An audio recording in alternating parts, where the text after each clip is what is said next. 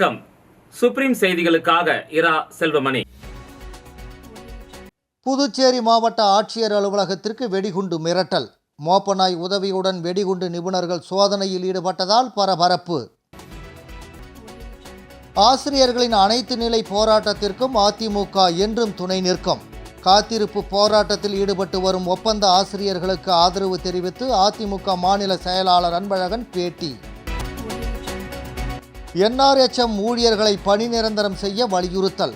சாலை மறியலில் ஈடுபட்ட முன்னாள் அமைச்சர் உட்பட 100க்கும் மேற்பட்ட இந்தியா கூட்டணி கட்சியினர் கைது. இனி விரிவான செய்திகள். புதுச்சேரி மாவட்ட ஆட்சியர் அலுவலகத்திற்கு வெடிகுண்டு மிரட்டல் வந்ததை தொடர்ந்து வெடிகுண்டு நிபுணர்கள் மோப்பநாய் உதவியுடன் சோதனையில் ஈடுபட்டதால் பரபரப்பு ஏற்பட்டது. புதுச்சேரி வழுதாவூர் சாலையில் மாவட்ட ஆட்சியர் அலுவலகம் உள்ளது. இன்று காலை இந்த அலுவலகத்திற்கு வந்த இமெயிலில் வெடிகுண்டு வைக்கப்பட்டுள்ளதாகவும் சில மணி நேரங்களில் இது வெடிக்கும் என்றும் கூறப்பட்டுள்ளது.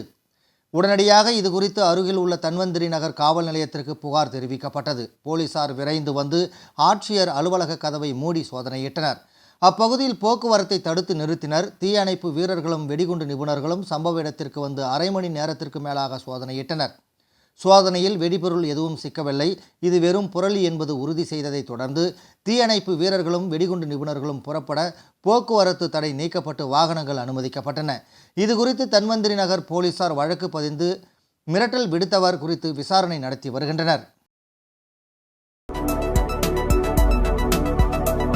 காத்திருப்பு போராட்டத்தில் ஈடுபட்டு வரும் ஒப்பந்த ஆசிரியர்களை பணி நிரந்தரம் செய்ய வேண்டும் என்றும் ஆசிரியர்களின் அனைத்து நிலை போராட்டத்திற்கும் அதிமுக என்றும் துணை நிற்கும் எனவும் அதிமுக மாநில செயலாளர் அன்பழகன் தெரிவித்துள்ளார். புதுச்சேரியில் கடந்த 2020ஆம் ஆண்டு காங்கிரஸ் ஆட்சியில் நிதிநிலை காரணமாக 288 ஆசிரியர்கள் ஒப்பந்த முறையில் தேர்வு செய்யப்பட்டனர். அவர்கள் தங்களை பணி நிரந்தரம் செய்ய வேண்டும் என தொடர்ந்து அரசை வலியுறுத்தி வந்த நிலையில் கடந்த சட்டமன்ற கூட்டத்தொடரில் ஒப்பந்த ஆசிரியர்களை பணி நிரந்தரம் செய்ய அரசு நடவடிக்கை எடுத்து வருவதாக கல்வித்துறை அமைச்சர் நமச்சிவாயம் அறிவித்தார். இந்த நிலையில் புதிய கல்வியாண்டு தொடங்கியுள்ள நிலையில் ஒப்பந்த ஆசிரியர்களை பணி நிரந்தரம் செய்யாமல் அவர்களின் ஒப்பந்தத்தை ரத்து செய்துள்ளது ஆசிரியர்களிடையே அதிர்ச்சியை ஏற்படுத்தியது. இதனையடுத்து பணி நிரந்தரம் செய்ய வலியுறுத்தி கடந்த 2 நாட்களாக இரவு பகல் என ஆசிரியர்கள் சட்டப்பேரவை அருகே காத்திருப்பு போராட்டத்தில் ஈடுபட்டு வருகின்றனர்.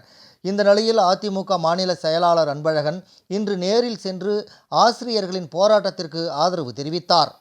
தொடர்ந்து செய்தியாளர்களிடம் பேசிய அன்பழகன், ஒப்பந்த ஆசிரியர்களை பணி நிரந்தரம் செய்வோம் என சட்டமன்ற கூட்டத்தொடரில் அமைச்சர் அறிவித்துவிட்டு அவர்களை நட்டாற்றில் விட்டிருப்பது ஏமாற்றும் செயல் என குற்றம் சாட்டினார். கடந்த 5 வருடங்களாக குறைந்த ஊதியத்தில் பணியாற்றிய ஆசிரியர்களை பணி நிரந்தரம் செய்ய கவர்னர், முதலமைச்சர் நடவடிக்கை எடுக்க வேண்டும் என வலியுறுத்தினார். ஆசிரியர்களின் அனைத்து நிலை போராட்டத்திற்கும் அதிமுக துணை நிற்கும் என தெரிவித்தார். அவங்க பணி நிரந்தரம் செய்வோம்னு சொல்லிட்டு சட்டமன்றத்தில் புதிய அரசு என்ஆர் காங்கிரஸ் பிஜேபி கூட்டணி அரசு அறிவித்திருந்தாங்க.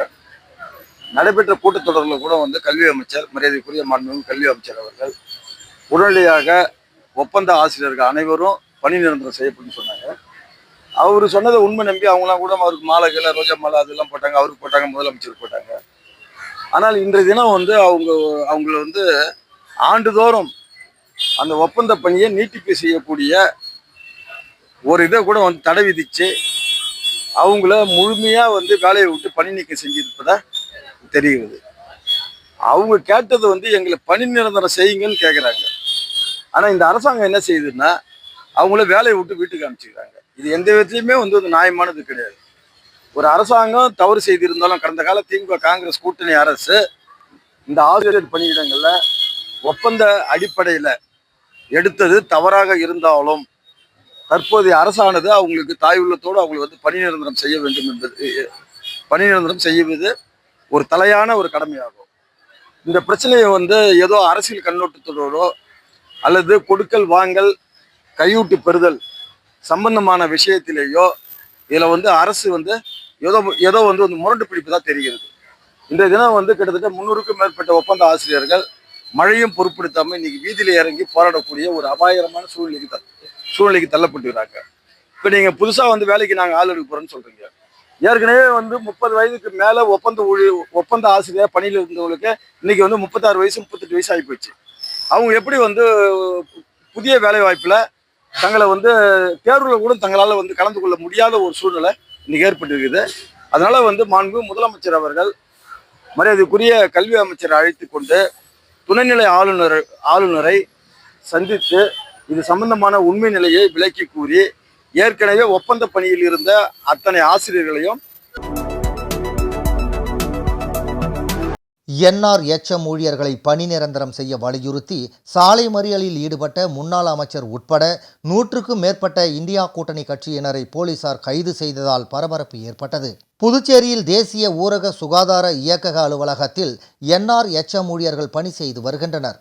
கடந்த 2022ஆம் ஆண்டு காங்கிரஸ் ஆட்சியில் பல்வேறு போராட்டத்திற்கு பின் 10,000 ரூபாய் ஊதிய உயர்வு மருத்துவ ஊழியர்களுக்கு மட்டும் வழங்கப்பட்டது.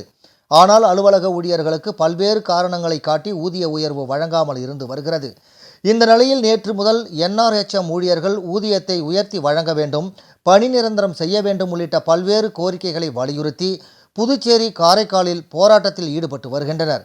இந்த நிலையில் தேசிய ஊரக சுகாதார ஊழியர்களை பணி நிரந்தரம் செய்ய வலியுறுத்தி காரைக்காலில் முன்னாள் அமைச்சர் கமலக்கண்ணன் தலைமையில் இந்தியா கூட்டணி கட்சியினர் சாலை மறியல் போராட்டத்தில் ஈடுபட்டனர். அப்போது அதிகாரிகளையும் ஆட்சியாளர்களையும் கண்டித்து கண்டன கோஷங்களை எழுப்பினர். இதனை அடுத்து சாலை மறியலில் ஈடுபட்ட 100க்கும் மேற்பட்டவர்களை போலீசார் கைது செய்ததால் பரபரப்பு ஏற்பட்டது.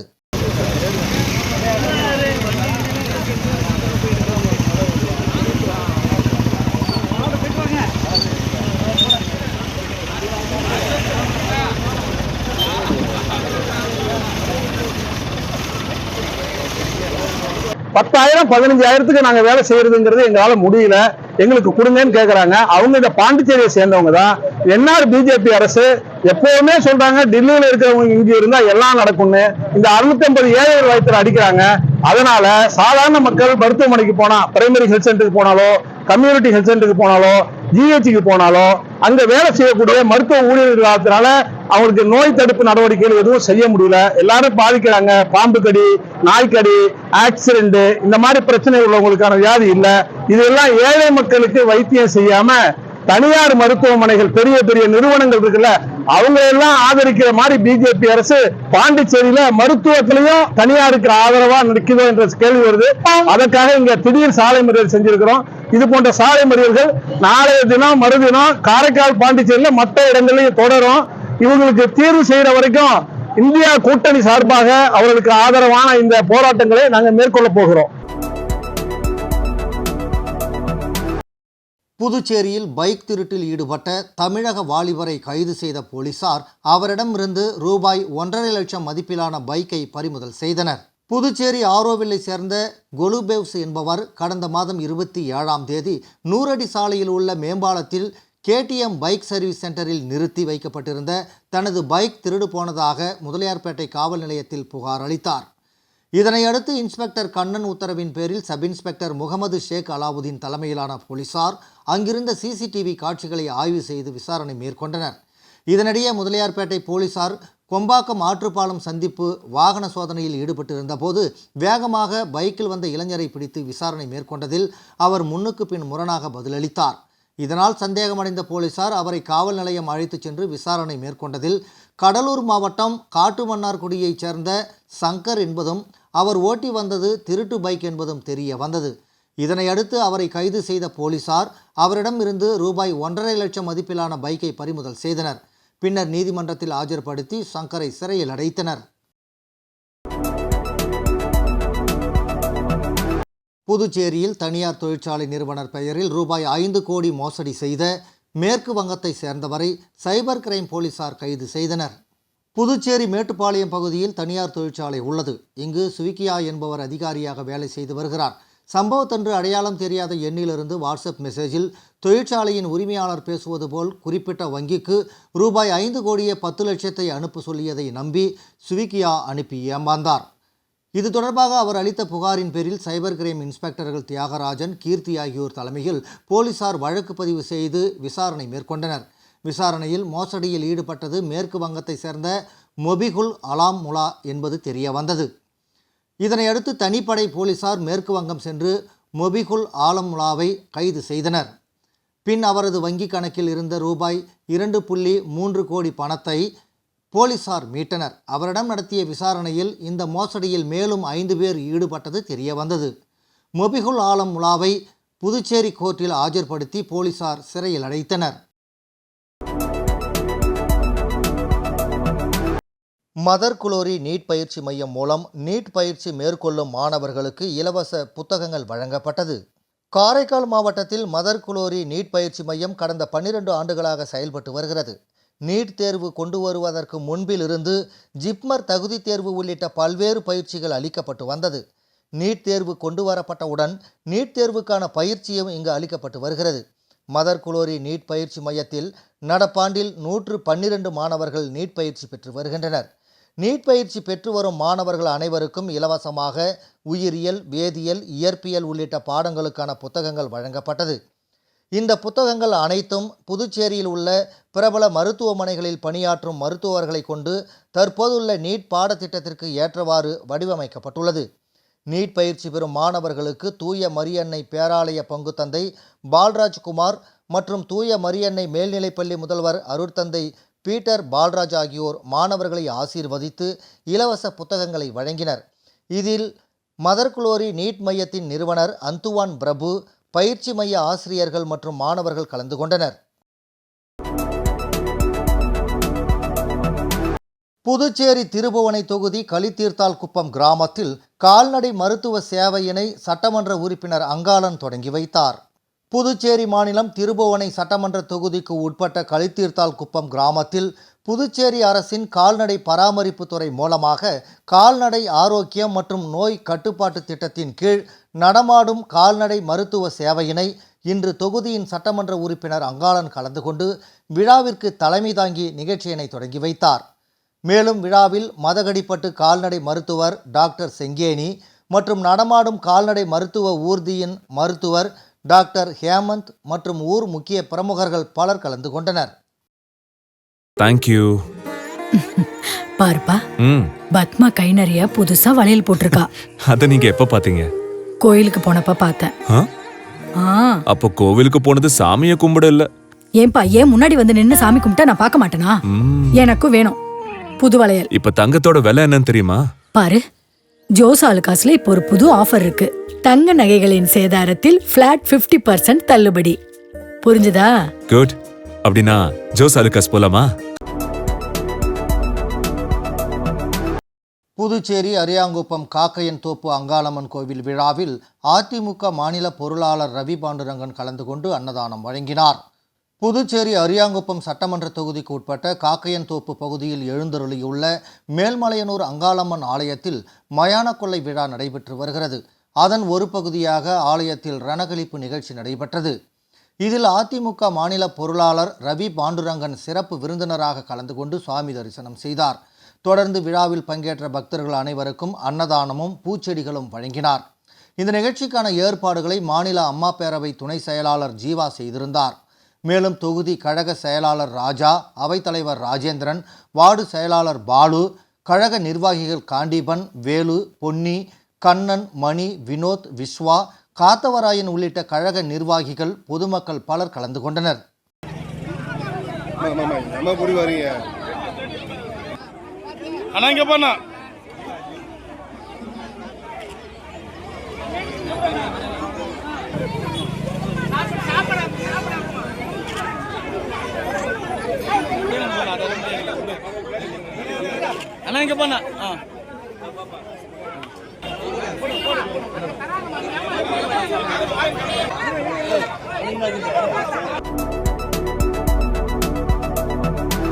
பாமக மூத்த தலைவர் காடுவெட்டி குரு மறைவையொட்டி புதுச்சேரியில் பேருந்து எரிப்பு உள்ளிட்ட பல்வேறு வழக்குகளில் கைது செய்யப்பட்ட 18 நபர்களை விடுதலை செய்து நீதிமன்றம் தீர்ப்பளித்துள்ளது.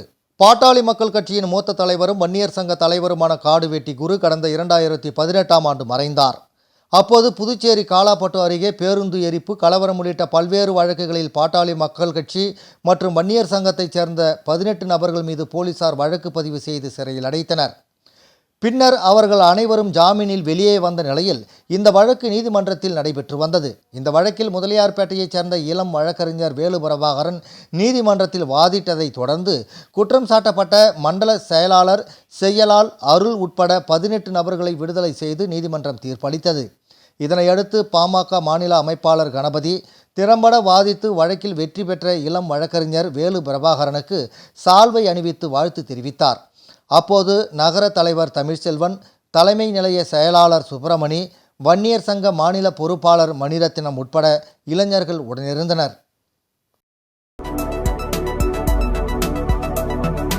ஆந்திராவிலிருந்து புதுச்சேரிக்கு கஞ்சா கடத்தி வந்த வழக்கில் மேலும் ஒருவரை போலீசார் கைது செய்தனர். புதுச்சேரி போதைப்பொருள் தடுப்பு பிரிவு ஆய்வாளர் ரமேஷ் மற்றும் குழுவினர் மார்ச் 27ஆம் தேதி தற்காலிக பேருந்து நிலையம் அருகே கண்காணிப்பு பணியில் ஈடுபட்டிருந்தனர். அப்போது அங்கு சந்தேகத்திற்கு இடமான வகையில் நின்றிருந்த இளைஞரை பிடித்து விசாரித்தனர். அதில் அவர் புதுச்சேரி ஜிஎன் பாளையத்தைச் சேர்ந்த சித்தானந்தம் என்பதும் அவர் 4 கிலோ கஞ்சா வைத்திருந்ததும் தெரிய வந்தது. இதனையடுத்து போலீசார் அவரை கைது செய்து சிறையில் அடைத்தனர். இந்த வழக்கில் சித்தானந்தத்துடன் சேர்ந்து கஞ்சா விற்பனையில் ஈடுபட்டதாக விழுப்புரம் மாவட்டத்தைச் சேர்ந்த அசாருதீன் என்பவரையும் போலீசார் தேடி வந்த நிலையில் அவர் மூலகுளம் அம்மன் நகர் பகுதியில் இருப்பது தெரிய வந்தது. இதனையடுத்து அங்கு சென்ற போலீசார் அவரை பிடிக்க முயன்றபோது அவர் மாடியில் இருந்து தவறி விழுந்ததாக கூறப்படுகிறது. இதில் அவருக்கு காலில் காயம் ஏற்பட்டது. சிகிச்சைக்கு பின்னர் அசாருதீனை நீதிமன்றத்தில் ஆஜர்படுத்தி சிறையில் அடைத்தனர்.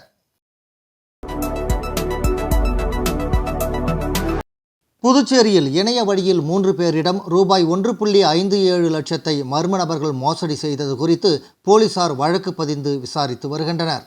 புதுச்சேரி குயவர்பாளையம் பகுதியைச் சேர்ந்தவர் சரவணன். இவர் இணைய வழியில் பழைய கைபேசியை குறைந்த விலைக்கு வாங்க முயற்சித்துள்ளார். அதன்படி குறிப்பிட்ட விளம்பரத்தை பார்த்த அவர் கைபேசியை வாங்குவதற்காக ரூபாய் 9,000 அனுப்பி வைத்துள்ளார். ஆனால் அவருக்கு கைபேசி கிடைக்கவில்லை. அது மட்டுமல்லாமல் வேறு சில இணைய வழி மோசடியாளர்களிடம் சரவணன் ரூபாய் 69,000 இழந்ததாகவும் கூறப்படுகிறது. இதேபோல் மூலகுளத்தை சேர்ந்த தினேஷிடம் மர்ம நபர்கள் இணைய வழியில் ரூபாய் 69,000 மோசடி செய்துள்ளனர். லாஸ்பேட்டையை சேர்ந்த சுபாஷினியிடம் ரூபாய் 10,000 மர்ம நபர்கள் மோசடி செய்துள்ளனர். பாதிக்கப்பட்டவர்கள் அளித்த புகாரின் பேரில் புதுச்சேரி இணைய வழி குற்றப்பிரிவு போலீசார் வழக்கு பதிந்து விசாரித்து வருகின்றனர். மீண்டும் முதன்மை செய்திகள். புதுச்சேரி மாவட்ட ஆட்சியர் அலுவலகத்திற்கு வெடிகுண்டு மிரட்டல். மோப்பநாய் உதவியுடன் வெடிகுண்டு நிபுணர்கள் சோதனையில் ஈடுபட்டதால் பரபரப்பு. ஆசிரியர்களின் அனைத்து நிலை போராட்டத்திற்கும் அதிமுக என்றும் துணை நிற்கும். காத்திருப்பு போராட்டத்தில் ஈடுபட்டு வரும் ஒப்பந்த ஆசிரியர்களுக்கு ஆதரவு தெரிவித்து அதிமுக மாநில செயலாளர் அன்பழகன் பேட்டி. NRHM ஊழியர்களை பணி நிரந்தரம் செய்ய வலியுறுத்தல். சாலை மறியலில் ஈடுபட்ட முன்னாள் அமைச்சர் உட்பட 100க்கும் மேற்பட்ட இந்தியா கூட்டணி கட்சியினர் கைது. இந்த செய்தி அறிக்கை இத்துடன் நிறைவு பெறுகிறது. வணக்கம்.